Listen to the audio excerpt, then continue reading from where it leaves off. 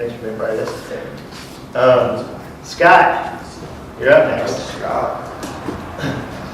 So, Scott introduced himself earlier. He works for the State Department, and he's also one of the founding members of Open Colorado and Colorado Smart Communities. And Scott's going to be talking to you about seeking customer feedback, why, how, and just do it.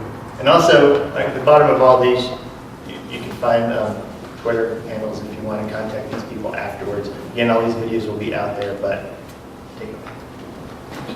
Thanks for the introduction. Ready? Thanks for sending me time using notes. Yeah. Ready? So, I'm here to talk to you about customer feedback, and it really gets to me why we're all here, why we're in government. It's for the people. It's rebelling. Did you get more than 15 seconds? Looks all right. So, government's about serving the people. We're here to serve the people. Those are our customers. We've got to figure out what they need. But unfortunately, a lot of government hasn't been doing that lately.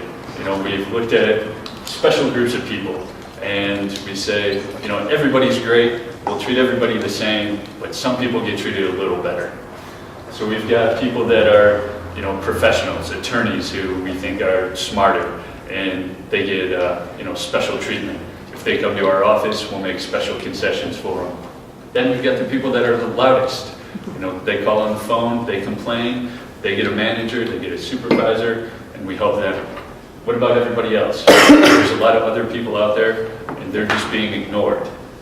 Your suggestions will be ignored in the order they were received. That's unfortunately what a lot of government turns into. But we can do it better. There's a better way to do it, and it's just by listening. A lot of people have things to say. They can tell us what they need, what they want, and we can make it happen. It's really not that hard. And so why would we do it? Do we really care? We're the government, we can do what we want anyway, but we can make better decision making. If we've got feedback, we know what people want, we know what direction to go in, and we'll save money if we're investing in what people need. Finally, we can drive people to the internet. If we give them what they need online, they're not going to call us on the phone. They're not going to come in person.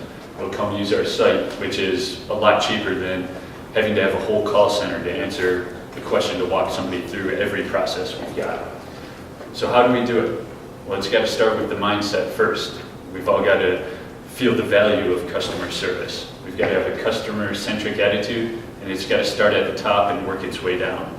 If managers, directors don't buy into it, then the regular frontline employees aren't going to have any incentive either. So there's a lot of goals of customer service: make things easy, relevant, find them quickly, but it's even simpler. What do people really want? They want to get it done fast, and they want it to be easy. Just let them come to your site, come to your office, do what they have to do, and move on with their lives. That's about it. They don't want to have their hand held or anything like that. So how do we do it?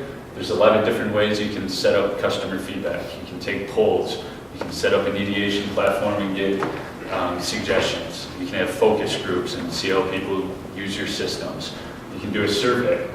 Surveys are actually one of the most commonly used methods of collecting feedback. It's cheap. It's pretty easy to set up. You can design questions to get specific information. The USGA is maybe not recommended using it, but at least notice that it is frequently used. There's a lot of other options. You can put questions on specific content. If you've got frequently asked questions, you can say, was this question helpful?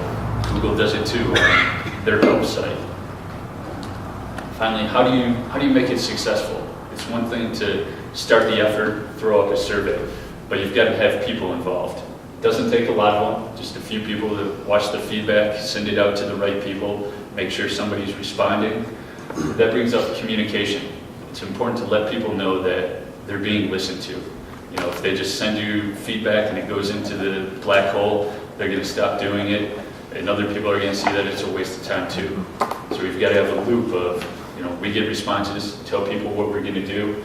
You can share the results of surveys, ideation suggestions, and then tell people what you're actually going to do with it, which hopefully you've got the resources to take action around some of these suggestions and feedback.